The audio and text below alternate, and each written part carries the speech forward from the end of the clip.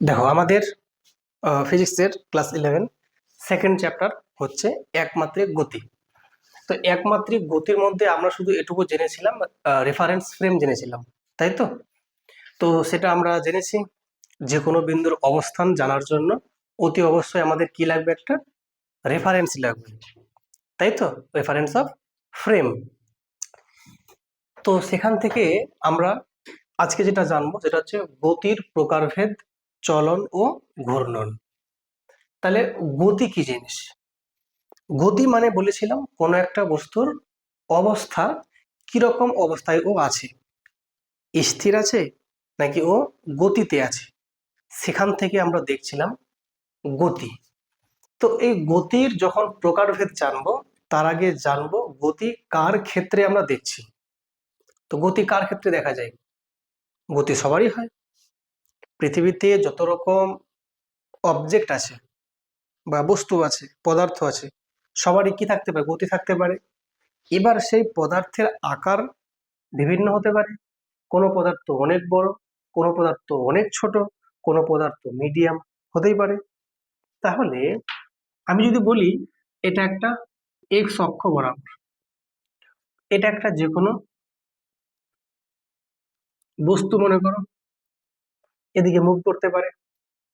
তো যখন এই বস্তু যখন ওইদিকে মুভ করবে, মানে যাবে, এটা এর গতি অবস্থা। তো এই গতি অবস্থায় এই বস্তুটাকে আমি দেখাচ্ছি একটা বিন্দুর মতো। তো এই বস্তুটার নাম বলতে পারি বিন্দু বস্তু। তো এই বস্তু যখন এদিক থেকে এদিকে যাবে, কি কি হতে পারে? প্রথমত এটা ঘুরতে পারে, দ্বিতীয়ত এটা কাঁপতে পারে, পারে কি পারে না, বা 3 নাম্বার এটা স্থির অবস্থায় যেতে পারে। মানে এটা বস্তু মনে করো, এ যখন আসছে তো এভাবে আসতে পারে, বা এভাবে ঘুরতে ঘুরতে আসতে পারে, বা এভাবে কাঁপতে কাঁপতে আসতে পারে, পারে কি না? তো এখন বস্তু যদি সাইজ বড় হয়, এই বস্তুটা এত বড় আছে, হতেই পারে। তখন এই বস্তু যখন মুভ করবে এক্স অক্ষ বরাবর, তাহলে এর ক্ষেত্রে যেমন ধরতে সুবিধা হচ্ছে, যদি এর কাঁপনিও ঘটে, কম্পন ঘটে, সেটাকে উপেক্ষা করাই যায়। কিন্তু এ যদি ভাইব্রেট করতে থাকে, সেটা উপেক্ষা করতে পারবো? পারবো না। উপেক্ষা মানে ওটাকে নেগলেক্ট করতে পারবো কি? পারবো না। তখন সেটা আমাদের হিসেবে ধরতে হবে। এখন যখন মুভ করছে, তো সেক্ষেত্রে আমরা এই বস্তুকে সব সময় মনে করব কণা আকারে বা বিন্দু বস্তু আকারে কল্পনা করব। তাহলে যে সমস্যাগুলোর কথা বললাম সেগুলোর সমস্যা হবে না। তাহলে এটাকেও মনে করব এর মতো সাইজেরই আছে। ওকে। তো এর ক্ষেত্রে যেমন পুরোটা একটা কণা আছে, তো এটাকেও কণা মনে করছে। তাহলে এটার কণার ভর, তো কণাটা নিজেই ভর। তাহলে এই বস্তুটার ভর কোথায় আছে? তো মনে করব যে এটা যেহেতু বড় বস্তু আছে, তাহলে এই রকম বিন্দু অনেকগুলো মিলে মিলে মিলে মিলে এটা এরকম অনেক বড় বস্তু তৈরি হয়েছে। তাহলে আমরা বলতে পারি এটা কোন বস্তু? তো তোমরা বলবে বিন্দু বস্তু। বিন্দু বস্তু। তাহলে এটা কোন বস্তু? এটার নাম বিস্তৃত বস্তু।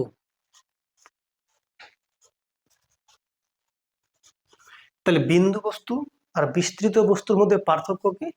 যে বিস্তৃত বস্তুটা অনেকগুলো বিন্দু বিন্দু বিন্দু বস্তু মিলে সমষ্টি। বোঝা গেল? তাহলে মনে করতে পারি এখানে একটা বিন্দু এরকম আছে, এখানে একটা বিন্দু আছে, প্রত্যেক জায়গায় যেমনি একটা করে কি আছে বলো, বিন্দু আছে না? আছে কি আছে না? তো যখন এই সমস্ত বস্তুগুলো আমরা কল্পনা করব, আমরা এটুকু মনে করব সবাই বিন্দু বস্তুর সমষ্টি হয়ে আছে। এতটা বোঝা গেল? তো বস্তু যখন মুভ করবে, এই মুভ যখন করে মানে সরে, সেটা দুরকম ভাবে সরতে পারে। এক হচ্ছে চলন, আর এক হচ্ছে ঘূর্ণন। তো চলন কি, ঘূর্ণন কি জানো তোমরা? চলন মানে হচ্ছে জাস্ট সরবে, আর ঘূর্ণন মানে কি, ঘুরবে, তাই তো। তো এটাতে কি, এটা কি, এটা চলন না ঘূর্ণন? অবশ্যই চলন। এটাও চলন। তাহলে ঘূর্ণন কোনটা? ঘূর্ণনের জন্য, যেমন চলনের জন্য একটা অক্ষ দরকার। কি দরকার? অক্ষ। তো ঘূর্ণনের জন্য যেটা দরকার সেটা, ওটারও অক্ষ লাগবে, কিন্তু ওটার নাম ঘূর্ণাক্ষ। কি বলো? হ্যাঁ, ঘূর্ণাক্ষ মানে ঘূর্ণন অক্ষ। তো কিরকম হবে? ধরে নাও আমি আছি, মনে করো আমি যদি এই বরাবর ঘুরি, এই বরাবর ঘুরছি, এটা ঘুরলাম। আরেকটা আমি এভাবে ঘুরছি, মনে করি এভাবে ঘুরছি, এটাও তো ঘোরা হচ্ছে, হচ্ছে কি হচ্ছে না? এটাও ঘোরা হচ্ছে। তাহলে এখানে আমি ঘুরলাম দুরকম উপায়ে। একটা হচ্ছে নিজের অক্ষের উপর কেন্দ্র করে, আরেকটা ওটাও অক্ষকে, তখন আমার যে ফোনটা হচ্ছে অক্ষ, এর চারদিকে ঘুরলাম। তাহলে ডিপেন্ড করছে বস্তুটা কিরকম অবস্থায় ঘুরছে। যদি বস্তু এরকম ঘুরে, তো এই যে অক্ষটা, এখানে একটা অক্ষ আছে, আর এভাবে ঘুরছে তখনও একটা অক্ষ আছে, অক্ষ একটাই থাকবে, কিন্তু দুটো অক্ষ আলাদা। যখন এভাবে ঘুরছে, এভাবে ঘুরছে, তখন ওর অক্ষটা এই পেনটার ভেতর দিক দিয়ে আছে। অক্ষ সবসময় স্থির, অক্ষ সবসময় স্থির, এটা ঘুরছে ভাই, মনে করো। কথা বুঝলে কি বুঝলে না? তো এখানে ঘূর্ণন অক্ষটা কোথায় আছে? বস্তুটার ভেতরে। কিন্তু যখন এটা যখন এভাবে ঘোরাচ্ছে, তখন অক্ষটা কি আমার আঙুলটা, এটা কি অক্ষ না?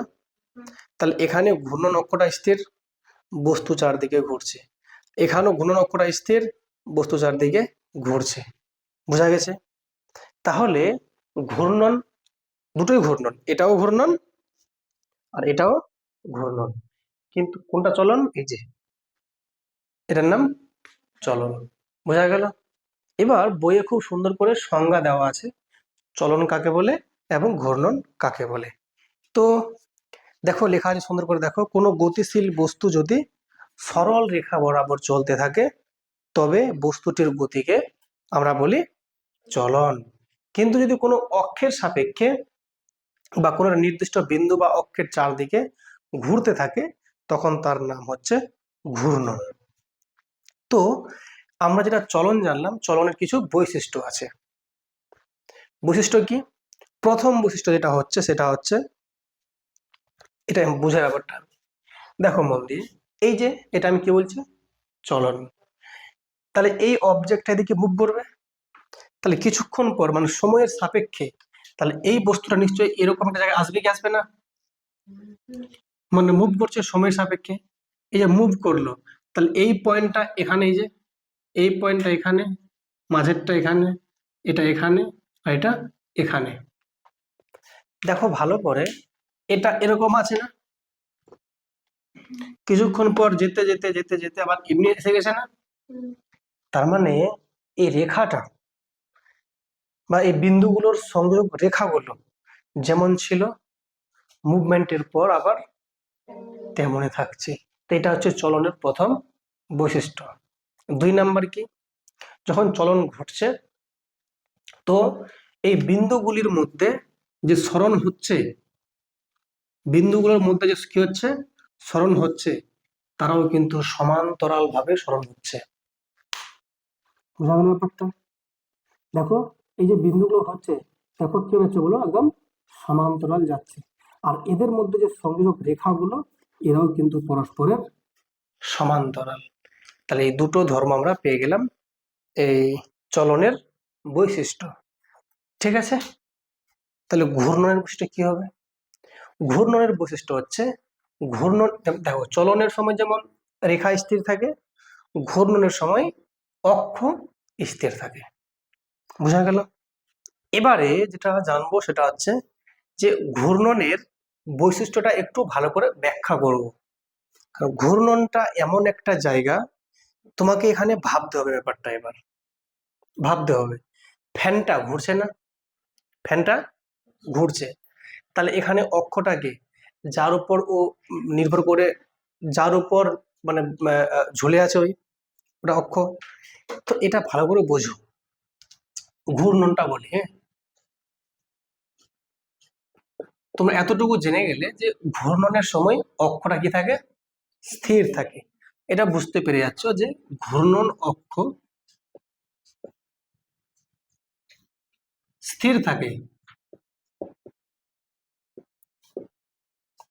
সবসময় স্থির থাকবে। আরেকটা কথা, চলনে কিন্তু দিক স্থির থাকে। কোন দিকে যাবে সেই রেখাটা কি থাকে, স্থির। আর ঘূর্ণনে ঘূর্ণন অক্ষ স্থির থাকে। এখন যেটা মেন গল্প ঘূর্ণনের ক্ষেত্রে, সেটা হচ্ছে যাকে কেন্দ্র করে ঘুরছে, একে কেন্দ্র করে ঘুরছে, মনে করো একটা বস্তু এই বরাবর ঘুরছে, এই বস্তুটা এভাবে মনে করো এখান থেকে মনে করো ঘুরছে, ঠিক আছে।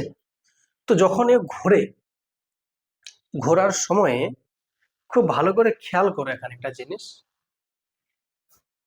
এ তাহলে এই পথটা নিশ্চয় অতিক্রম করছে, পথটা অতিক্রম করছে। এটা যদি একটা ব্যাসার্ধ আর হয়, তাহলে এই পথটা কত, 2πr, বৃত্তের পরিধি। তাহলে এই পথটা হচ্ছে 2πr। কথা কোনো সমস্যা না বুঝতে। এবার এখান আচ্ছা, এটা যদি একটা বড় বস্তু হয়, এটা একটা বড় বস্তু মনে করো, ওও ঘুরছে, তাহলে এইখানে যে পয়েন্টটা আছে, যখন পুরোটা বস্তু যখন এরকম যাচ্ছে, তাহলে এই পয়েন্টটার যেতে যে যদি সময় লাগে টি সেকেন্ড, ভালো করে বুঝবে। এই পয়েন্টটা আছে, তো আমি ধরে নিচ্ছি পুরোটা বস্তু এরকম করে ঘুরছে, আমার এখানে আসলো ফিরে, এই পুরো এক পাক খেতে সময় লাগছে টি সেকেন্ড। তাহলে বলো তো এই বস্তুটা, এখানে একটা বস্তু আছে নিশ্চয়ই, মানে কণা আছে, এটা যদি বিস্তৃত বস্তু ধরছে আমি, একটা কোণা এখানে আছে, একটা কোণা এখানে আছে, আছে কি নাই, আছে তো। তাহলে এই কোণাটা কি ঘুরবে, এই বরাবর ঘুরবে না, আবার এখানে ফিরে আসবে। আর এই কোণাটা এই বরাবর ঘুরে এসে আবার এখানে ফিরে আসলো, যেটা এই কোণা আছে, তো এটা ঘুরে এসে আবার এখানে ফিরে আসছে। কথা বুঝলি কি বুঝলে না? তাই অক্ষটা কি এখানে, অক্ষ, কথা বুঝলে না মনে হয়? তাহলে এই পয়েন্টটা এতটুকু ঘুরে আসতে কতক্ষণ সময় নেবে, ওটাই সময়। এখান থেকে এখানে আসতে টি সেকেন্ড, ওটাই সময়। আর এখান থেকে এখানে আসতে কত সময়, টি সেকেন্ড। সময়টা স্থির আছে না? তার মানে যখন বড় বস্তু থাকছে, তো পুরোটা বস্তু যখন ঘুরছে, তো যে কাছের দিকে আছে, অক্ষের যে কাছের দিকে, ওকে অল্প ঘুরতে হচ্ছে, যে দূরে আছে ওকে বেশি ঘুরতে হচ্ছে। সময় কিন্তু ওটাই না, না কম বেশি সময়, সময় ওটাই। কথা বুঝলি কি বুঝলে না? আমি এটা কি করে বুঝাবো ভালো করে, এই ধরন এটা বোঝাচ্ছে আমাকে, দেখো ঘুরছে, আমাকে দেখো ঘুরছে, এটা ঘুরছে না? তো বলো এই এই জায়গাটাকে অল্প ঘুরতে হচ্ছে না, কিন্তু একে দেখো কত জায়গা ঘুরতে হচ্ছে না। তো এর যেমন ঘুরতে সময় লাগছে 1 সেকেন্ড মনে করো, তো এর কত লাগছে, 1 সেকেন্ডই লাগছে। কিন্তু এর পথটা অনেক কম, এর পথটা অনেক বেশি, আর এর পথটা মিডিয়াম। তাহলে যার পথটা অনেকটা বেশি, তার তাহলে রৈখিক দূরত্ব বেশি। আচ্ছা, দূরত্ব দুরকম হয়, দূরত্ব দুরকম, একটা রৈখিক দূরত্ব, একটা কৌণিক দূরত্ব। ব্যাপারটা খুব ভালো করে বোঝো, যে রৈখিক দূরত্ব কি জিনিস আর কৌণিক দূরত্ব কি জিনিস। রৈখিক দূরত্ব আরেকটা হচ্ছে কৌণিক দূরত্ব, খুব মন দিয়ে বোঝো। রৈখিক মানে কি, একটা বস্তু বা অবজেক্ট রেখা বরাবর কতখানি যাচ্ছে, সে সরল রেখা হোক বা বক্ররেখা হোক। তাহলে এই পথটা নিশ্চয়, এই বস্তু, এই অবজেক্টটা, এই ছোট্ট অবজেক্টটা নিশ্চয়ই তাহলে এই পথ বরাবর যাচ্ছে, এই লাইনটা বরাবর যাচ্ছে না, যে ডট ডট দেখে দিয়েছে। তাহলে এই লাইনটা যতখানি লম্বা, সেটাই তার রৈখিক দূরত্ব। তো এখান থেকে শুরু করে এই অবধিটা কত, 2πr। যদি এখান থেকে এটা মান যদি ক্যাপিটাল আর হয়, তো এটা কত, 2πr কিনা, ওটা রৈখিক দূরত্ব। তাহলে স্যার কৌণিক দূরত্ব কোনটা, না, কৌণিক মানে কি, কোণ, কতখানি কোণে ও সরে গেল। দেখো মন দিয়ে বোঝো, ধরুন একটা, এটা এক্স অক্ষ, এখানে একটা অবজেক্ট আছে, হ্যাঁ, এটা ওয়াই অক্ষ। এই অবজেক্টটা ঘুরতে ঘুরতে ঘুরতে ঘুরতে ঘুরতে ঘুরতে এখানে আসলো মনে করো, কতটা কোণে সরলো, 90 ডিগ্রি। তাহলে তুমি বলবে এর কৌণিক দূরত্ব 90 ডিগ্রি। কিন্তু যদি এরই বলি এই অবজেক্টটার কতটা হলো রৈখিক দূরত্ব, তো তুমি বলবে স্যার এই এই পথটা যোগানোর ক্ষেত্রে এটা কত হবে, তাহলে 2πr/4। বুঝতে পারলে কেন হলো 4? কারণ পুরোটা 4 ভাগের মধ্যে একটা ভাগ, বুঝতে পারছো না? তাহলে বলো তো এই অবজেক্টটার ক্ষেত্রে রৈখিক দূরত্ব কত? 2πr/4 আর কৌণিক দূরত্ব 90 ডিগ্রি, ঠিক? কিন্তু এটা বস্তু যদি এরকম বড় সাইজের থাকতো, এখান থেকে ঘুরে এখানে এসে, তার মানে তাহলে ওটাই তাহলে এখানেও কণা আছে, এখানেও কণা আছে, এখানেও কণা আছে, এখানেও কণা আছে, এখানেও কণা আছে, আছে কি নেই? বুঝতে পারছো? তাহলে বলো তো এই যে কণাটা আছে, এর এই কণাটা, তো এই কণাটা ঘুরে এখানে এসছে না? তো এটার দূরত্ব, রৈখিক দূরত্ব, আর এটা কোন রৈখিক দূরত্ব সমান না কম বেশি? কম বেশি।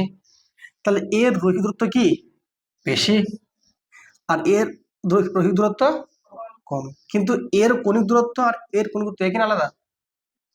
একই। তাহলে দেখছো ব্যাপারটা কি, কৌণিক দূরত্ব কি বলতো একই, কিন্তু রৈখিক দূরত্ব আলাদা আলাদা মান আসছে, বুঝছো?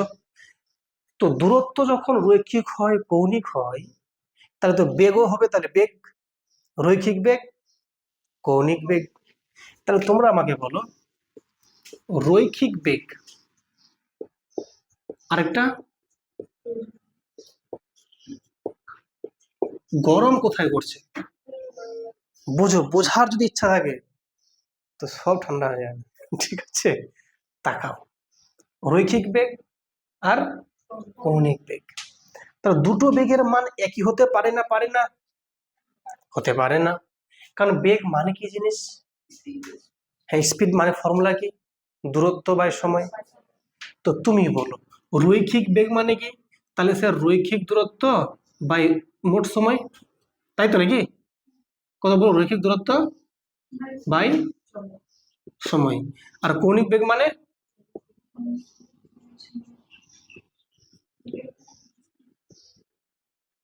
এবার তোমরা আমাকে বলো সময়টা এখানে যদি লাগে 30 সেকেন্ড, তাহলে কত লাগবে?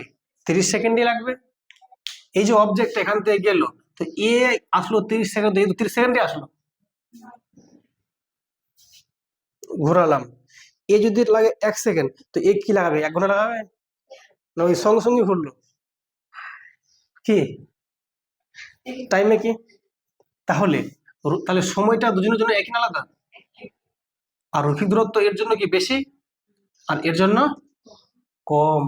তার মানে কোনো যদি বিস্তৃত বস্তু হয় আর যদি চারদিকে ঘুরতে থাকে, তো দূরের যে অবজেক্টটা তার রৈখিক বেগটা বেশি, যে কাছে থাকে তার কম। আর কৌণিক বেগ দুজনেরই সমান। কথা বুঝলে কি বুঝলে না? তাহলে ঘূর্ণায়মান বস্তুর ক্ষেত্রে যে বস্তু দূরে অবস্থিত তার রৈখিক দূরত্ব বেশি, আর যদি ই হয় মানে কাছে থাকে তার তার যে রৈখিক দূরত্বটা মানে কম হবে, তাহলে রৈখিক বেগটাও কি হবে? কম হবে। কিন্তু কৌণিক গতিবেগ দুজনের জন্য কি হবে? সমান। কৌণিক গতিবেগ কি হবে? সমান। এটা পার্থক্য পেলাম ঘূর্ণনের ক্ষেত্রে। কিন্তু চলনের ক্ষেত্রে প্রত্যেকটা পার্টিকেলের রৈখিক দূরত্ব, রৈখিক গতিবেগ সব সমান। কেন? কারণ ওখানে তো কোনো কোণের ব্যাপারই আসছে না। ব্যাপারটা বুঝতে পেরেছো না পারো? তাহলে বলো ব্যাসার্ধের মান বাড়লে কোনটা বাড়ে? রৈখিক বেগ বাড়ে, আর কৌণিক বেগ বাড়ে না। এটা কি থাকে? স্থির। স্থির মানে কি? ধ্রুবক। তাহলে এই মানটা ধ্রুবক থাকে। কথা বুঝলে কি বুঝলে না? এবার দেখো দেখো এবারে যেটা জানবো সেটা হচ্ছে গতি সংক্রান্ত কয়েকটা ভৌত রাশি, ঠিক আছে?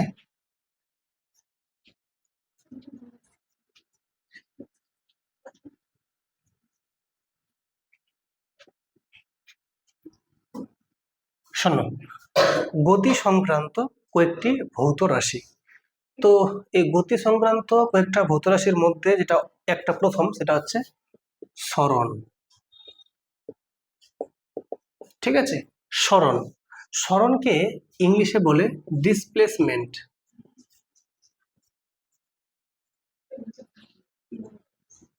কি বলো? ডিসপ্লেসমেন্ট। ব্যাপারটাকে খুব সিম্পলি বোঝো। ডিসপ্লেসমেন্ট বা সরণ মানে কতটা সরে গেল, কতটা সরে গেল, এবং সরে যাওয়ার পর বস্তুটার প্রথম অবস্থান এবং ফাইনাল অবস্থানের মধ্যে কতটা গ্যাপ আছে সেটাই তার সরণ। বোঝা গেল? তো সরণ সবসময় হবে একদম স্ট্রেট লাইন বরাবর। মানে ধরে নাও তোমার মনে আনন্দ লেগেছে, তুমি প্রথমে এখানে ছিলে, দিয়ে তুমি ডান্স করছো, এবার এদিকে যাচ্ছ, এবার এদিকে যাচ্ছ, এদিকে যাচ্ছ, এদিকে যাচ্ছ, দিয়ে তুমি এখানে এসে থেমে গেলে। তো দিয়ে তুমি বলছো আমি কতটা হাঁটলাম রে বাবা। তো এবার তুমি তাহলে কি কতটা সরলাম, কতটা আমি সরলাম, তাহলে এটা তোমার কি ইনিশিয়াল পয়েন্ট, মানে প্রাথমিক অবস্থান। এটা তোমার ফাইনাল অবস্থান বা অন্তিম অবস্থান। তাহলে ফাইনাল এবং এই যে ইনিশিয়াল প্রাথমিক, এর মধ্যে যে সরল রৈখিক দূরত্ব, এই যে একদম স্ট্রেট লাইন বরাবর যে ডিস্টেন্সটা, সেটাই তোমার হচ্ছে সরণ। বুঝতে পেরেছো? তাহলে সরণ সবসময় কি হবে? Minimum distance. সরণ সবসময় minimum distance between the two points. বুঝে গেছো? আর এই ডিস্টেন্সটা হবে অবশ্যই স্ট্রেট লাইন বরাবর। বুঝতে পেরেছো? তাহলে এখানে সরণ আমি যেটা এ বলি, এটা যদি বি বলি, তাহলে সরণের পরিমাণ এ বি। ঠিক আছে? তো এই যে এবি বললাম, তো এবার সরণ কিরকম হতে পারে? এবার তুমি এখান থেকে স্ট্রেট লাইন বরাবর গেলে, এটা মনে করো লাইনটাকে তুমি গেলে স্ট্রেট লাইন বরাবর, এটা ইনিশিয়াল এ পয়েন্ট, এটা বি পয়েন্ট, তো এর কত সরণ? এবি। এভাবে গেলে তবুও এবি। কিন্তু তুমি এমনও যেতে পারতে, এখান থেকে তুমি এই বরাবর তুমি এসে আবার এখানে এসে হাজির হয়েছো, তার ইনিশিয়াল পয়েন্ট আর ফাইনাল পয়েন্ট একটাই পয়েন্ট, তার মানে শেষ এবং প্রথম বিন্দু এর মাঝে কোনো গ্যাপ নাই, একটাই বিন্দু। তা দুটো বিন্দুর মধ্যে দূরত্ব কত? 0। তাই এখানে তোমার সরণ কত? এখানে সরণ তোমার 0। বুঝতে পেরেছো? কিন্তু সরণের মানগুলো আমরা সব পেয়ে গেলাম। এখানে সরণ আমি ধরে নিচ্ছি এখানে এবি, তো এখানে এবি ধরে নাও, এখান থেকে এটা মনে করো 5 সেন্টিমিটার, তা তুমি বলবে তাহলে 5 সেন্টিমিটার, ঠিক। কিন্তু যখন তুমি 5 সেন্টিমিটার বলছো, তোমাকে এটুকু বলতে হবে যে ইনিশিয়াল পয়েন্ট থেকে ফাইনাল পয়েন্টটা কোন দিকে গেছে। তুমি এদিকেও যেতে পারতে, তুমি এদিকেও যেতে পারতে বা এদিকেও যেতে পারতে, তা তোমাকে এটা অবশ্যই মেনশন করতে হবে যে ইনিশিয়াল পয়েন্ট থেকে আমি পূর্ব দিকে গেছি 5 সেন্টিমিটার। তা তোমাকে লিখতে হবে কথাটা পূর্ব দিক। বুঝতে পেরেছো? তাহলে এইখানে তোমার সরণ কত বলো? এখানে ধরো 3 সেন্টিমিটার মনে করো, ইনিশিয়াল ফাইনাল কোন দিকে গেছে? পূর্ব দিকে, তা লিখতে হবে পূর্ব দিক। কথা বুঝতে পারছো কি পারছো না? এইখানে বলো কতটা সরণ? 0। 0 মানে কি ইনিশিয়াল ফাইনাল একটাই পয়েন্ট।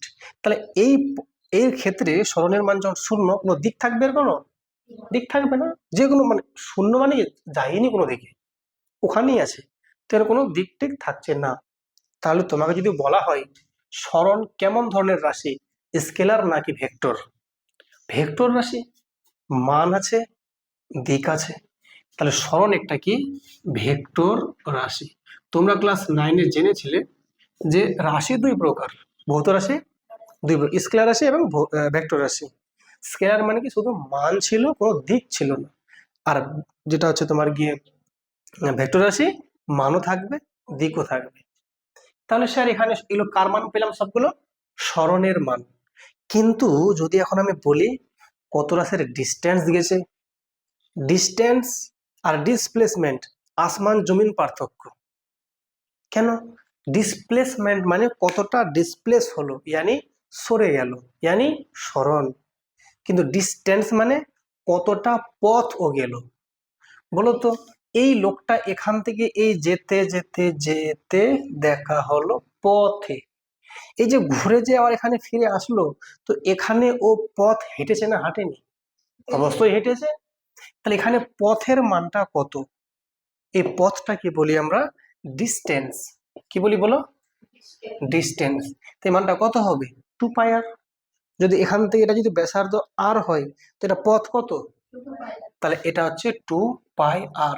যে ডিস্টেন্সটা বললাম এর বাংলাটা পথ বলি, পথ বলাটার থেকে ভালো হবে দূরত্ব। কি বলো? তা কতটা দূরত্ব গেল? এতটা দূরত্ব গেছে। আর এখানে যদি বলি সরণ কতটা, তো তোমরা বলছো স্যার এখানে সরণ হয়েছে 0। বলো, সরণ 0। এখানে কি দূরত্ব 0 হবে? না, দূরত্ব 2πr। তাহলে বলো সরণ আর একটা হচ্ছে তোমার গিয়ে দূরত্ব, কোনটার মান সবসময় বেশি হয়? দূরত্ব। আর কোনটা সবসময় ছোট হয়? মানে সবসময় বলা মানে ঠিক হবে না, মানে আমরা এটা বলতে পারি যে ডিসপ্লেসমেন্ট যে আছে, ডিসপ্লেসমেন্ট। কিন্তু এখানে বলো তো কতটা ডিসপ্লেসমেন্ট? তো 3 সেমি। কতটা এখানে তোমার দূরত্ব? 3 সেমি। এখানে ডিসপ্লেসমেন্ট আর ডিস্টেন্স দুটোই কি সমান? তাহলে এই ডিসপ্লেসমেন্ট আর একটা হচ্ছে ডিস্টেন্স, এই দুটো জিনিস সমানও হতে পারে, আবার ডিসপ্লেসমেন্টটা ছোট হতে পারে কার থেকে? ডিস্টেন্সের থেকে। দুটো চিহ্নকে একসঙ্গে আমরা এটা দিয়ে লিখতে পারি। এর মানেটা কি বলতো?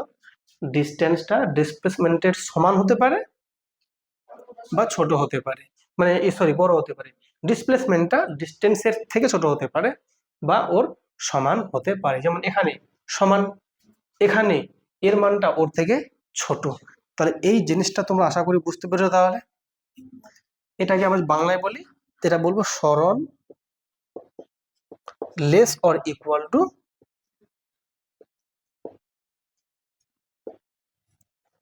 দূরত্ব। এই যে সরণটা এখানে, এটার নাম শূন্য সরণ।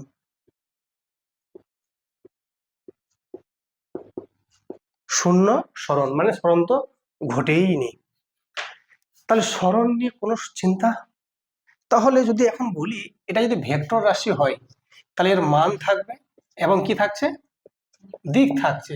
তার পাশাপাশি এই সরণের একক কি পাবো? তো বলো এর একক কত রকম হয়? 2 রকমের হয় একক। একক সাধারণত কত রকমের হয়? 2 রকমের। একটা কি বলো এসআই, আর একটা সিজিএস। তা তোমরা আমাকে বলো এই সরণের এসআই একক কি হবে? মিটার। আর সিজিএস সেন্টিমিটার। এবার এটা তো পেলাম একক, কিন্তু আমি যদি বলি ফুট, বলি ফুট হবে না যে এত ফুট লম্বা বা এত ফুট ও সরেছে বলি কি বলি না? তো ফুটটাও হবে, কিন্তু এটা হচ্ছে এফপিএস পদ্ধতি, মানে ফুট পাউন্ড সেকেন্ড। আর যেটা আমরা বলছি এই যে মিটার আর সেন্টিমিটার, এসআই মানে কি সিস্টেম অফ ইন্টারন্যাশনাল, আর সিজিএস কি সেন্টিমিটার গ্রাম সেকেন্ড। তো আমাদের এ দুটো বেশি প্রচলিত আছে, তো এটাকে আমরা অত বেশি ধরি না। এটা হচ্ছে ব্রিটেনে চলে, ব্রিটিশ লন্ডন। তাহলে সেক্ষেত্রে যদি এখন বলি তাহলে মাত্রা কি হবে? তাহলে মাত্রা মানে কি ডাইমেনশন। তো এটা যেহেতু একটা লেন্থ যাচ্ছে তাহলে এল। এতটা বোঝা গেছে? দেখো এই দেখো এই যে ডিসপ্লেসমেন্ট বলছিলাম, তো ধরে নাও তাহলে একটা কোনো বস্তুর যদি আমি সরণ মাপতে যাই তাহলে যেটা জানতে হবে আগে সেটা হচ্ছে কি একটা রেফারেন্স ফ্রেম, তাই তো? তো রেফারেন্স ফ্রেম যদি এটা আমরা বলি, এটা একটা রেফারেন্স ফ্রেম মনে করো, এটা এক্স ও এক্স ড্যাশ, ওয়াই ও ওয়াই ড্যাশ, ঠিক? এটা একটা 2D রেফারেন্স ফ্রেম। তো এই রেফারেন্স ফ্রেমে একটা বস্তু মনে করো ছিল প্রথমে মূল বিন্দুতে, আর একটু পরে ধরো চলে এসছে এরকম একটা পয়েন্টে পি বিন্দুতে। তাহলে এই ডিস্টেন্সটা তাহলে কি ওর সরণ। তাহলে এই সরণের মান যদি তোমাকে বের করতে হয় তা এটা পয়েন্ট কত? 0,0। আর এটা পয়েন্ট মনে করো x,y।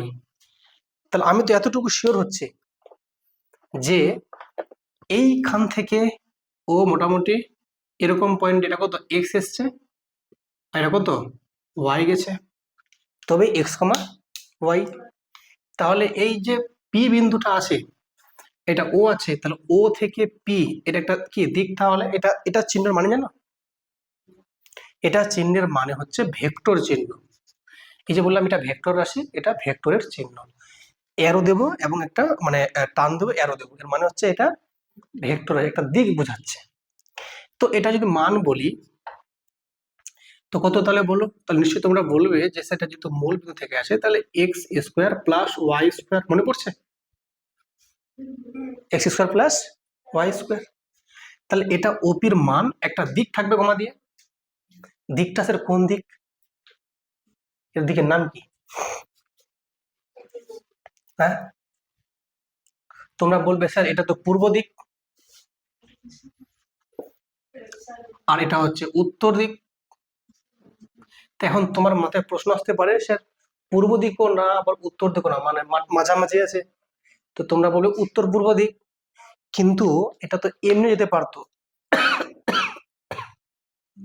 এটা তো এমনি যেতে পারতো, তখন নামটা উত্তর পূর্ব দেওয়া কি ঠিক হবে? উত্তর পূর্ব মানে কি এখান আর এইখান, এই দুটোর মাঝে অনেকগুলো জায়গা আছে, তো এক্স্যাক্টলি কোন দিকে বলতে বলা যাবে? তো এক্সাক্ট দিক যদি পেতে হয় তাহলে কি করতে হবে, আমাকে এমন একটা মান বলতে হবে যে আমি এটাই বুঝতে পারবো। কারণ এটা উত্তর পূর্ব, এটাও তো উত্তর পূর্ব, সেটাও তো উত্তর পূর্ব, এটাও এটাও এটাও সবাই উত্তর পূর্ব না? কিন্তু উত্তর পূর্বগুলোর মধ্যে এটা কোন দিক, তার জন্য মনে করতে হবে যে এক্স অক্ষের সঙ্গে ও ধরে নিচ্ছি থিটা কোণে যাচ্ছে, এক্স অক্ষের সঙ্গে কত কোণ বলো, থিটা কোণে যাচ্ছে। তাহলে এক্ষেত্রে তোমরা বলবে স্যার এটা তাহলে 90 ডিগ্রি, আর এটা একটা সমকোণী ত্রিভুজ, আর সমকোণী ত্রিভুজের ক্ষেত্রে তোমরা জানো লম্ব বাই ভূমি মানে হচ্ছে ট্যান থিটা। তাহলে তোমরা এখান থেকে সিম্পলি বলতে পারবে যে ট্যান থিটা মানে স্যার লম্ব বাই ভূমি, লম্ব কত ওয়াই আর ভূমি কত এক্স। এখান থেকে থিটা যদি বের করা হয় তাহলে তোমরা সিম্পলি বলবে tan inverse Y by X. Clear না? ক্লিয়ার না? তা tan inverse Y by X যে পেলাম থিটা সমান সমান, তাহলে থিটাটাই হচ্ছে অ্যাকচুয়ালি ওর ডিরেকশন। কি বলো? ডিরেকশন বা দিক। ব্যাপারটা আশা করি তোমরা বুঝতে পেরেছো। ক্লিয়ার? যেটাতে আমরা পেলাম কোন বস্তুর অবস্থান 2D তে পেলাম, যদি 3D পেতে হয় 3D তে মানে এরকম এরকম একটা অক্ষ আছে, মানে অক্ষ বলবো না, রেফারেন্স ফ্রেম, এটা জেড এক্স ওয়াই, তাহলে সেক্ষেত্রে এরকম একটা স্পেসে একটা অবজেক্ট আছে, স্পেসে এটা মনে করো, এটা পি মনে করো, ঠিক আছে? যদি পি হয় তো এটা কত, তাহলে এক্স ওয়াই, তখন আরটা আসবে জেড, এটা কি মূল বিন্দু ও, তো ও মানে কত, এটা অ্যাকচুয়ালি 0,0,0, তো এটার কত হবে ডিস্টেন্সটা তাহলে, তখন ওপি যে হয়ে যাবে কত, x square plus Z square, ঠিক? আর তখন আমরা এভাবে সহজে বের করতে পারবো। কিন্তু যদি এই মানটা যদি এমন দেওয়া থাকে যে এই পয়েন্টটা 0 থেকে নাও তো হতে পারে, অন্য কোথাও থেকে গেছে, মানে এখান থেকে গেছে মনে করো, যদি পয়েন্টটা এখান থেকে যেত, তো এর তো একটা মান আছে একটা নিশ্চয়, তাহলে একটা পয়েন্ট এখান থেকে এখানে গেছে মনে করো, কতটা সরণ হয়েছে, তো এটা মনে করো এ পয়েন্ট মনে করো, তাহলে এ কত, x1 y1 z1, এটা মনে করো x2 y2 z2, তাহলে তখন এ পি এর মানটা কত হবে, তাহলে দেখছি না চিহ্ন, জাস্ট করে মানটা বের করছি আমরা, তখন তোমরা বলবে sir x2 minus x1 whole square y2 minus y1 whole square, ঠিক না? তাহলে এটা আমরা অবস্থানটা সহজেই পেয়ে যাচ্ছি। এবার যেটা আমরা আলোচনা করব সেটা হচ্ছে কি বলো, দ্রুতি নিয়ে। দেখো দ্রুতি, দ্রুতিকে ইংলিশে বলে স্পিড, ঠিক আছে? খুব মন দিয়ে বুঝো, তোমরা মাঝে মধ্যে শুনে দেখে থাকবে, তোমরা যখন বাড়ি থেকে এখানে এলে তো তোমরা একটু খেয়াল করেছো রাস্তায় বড় বড় যেগুলো লরি আছে বা ট্রাক আছে, সেই ট্রাকের ঠিক সামনে দিকে একদিকে লেখা আছে 40 আর একদিকে আছে 40 কিলোমিটার ছিল, দেখেছো? একটা যে কোনো লরির দেখবে জাস্ট চাকাগুলোর সামনের দিকে লেখা থাকে, নিচের দিকে লেখা থাকে, একদিকে আছে স্পিড আর এদিকে লেখা আছে 40 কে আর এম লেখা আছে, রাইট? এর মানে স্পিড 40 কিলোমিটার, এর মানেটা হচ্ছে ঘন্টায়, স্টপ লেখা থাকে পিছন দিকে। তাহলে স্পিড 40 কিলোমিটার, এর মানে হচ্ছে গাড়িটা 1 ঘন্টায় 40 কিমি যাচ্ছে। মানে ব্যাপারটা এরকম, ধরুন এটা একটা শুরু, এখান থেকে এটা শেষ জায়গা, এটা ডিস্টেন্স মনে করো 40 কিলোমিটার, ঠিক আছে। আর এই পথটা যেতে সময় লেগেছে 1 ঘন্টা। কতক্ষণ বললাম? 1 ঘন্টা। তাহলে সেক্ষেত্রে তোমরা বলবে যে দ্রুতিকে আমরা স্পিড বলি, তখন ফর্মুলা হচ্ছে কি বলো, কতটা পথ এগোলো, তাই এটা হচ্ছে অতিক্রান্ত দূরত্ব, আর নিচে কি লিখবো? সময়। তাহলে সেক্ষেত্রে তোমরা সিম্পলি বলবে স্যার দূরত্ব 40 কিলোমিটার আর সময় কত? 1 ঘন্টা। 40কে 1 দিয়ে ভাগ করলে 40ই হবে, এটা হচ্ছে কিলোমিটার পার আওয়ার। তো এই যে লেখা আছে না স্পিড 40 কিলোমিটার, এর মানে হচ্ছে পার আওয়ারে, মানে 1 ঘন্টায় 40 কিমি যাবে। এটাই হচ্ছে তাহলে দ্রুতি বা স্পিড।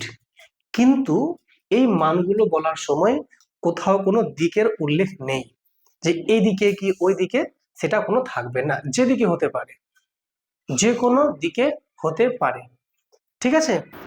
এই যে দ্রুতি বললাম, তো দ্রুতি যে কোনো দিকে হতে পারে, ও এদিকে যেতে পারে, এদিকে যেতে পারে, এদিকে যেতে পারে।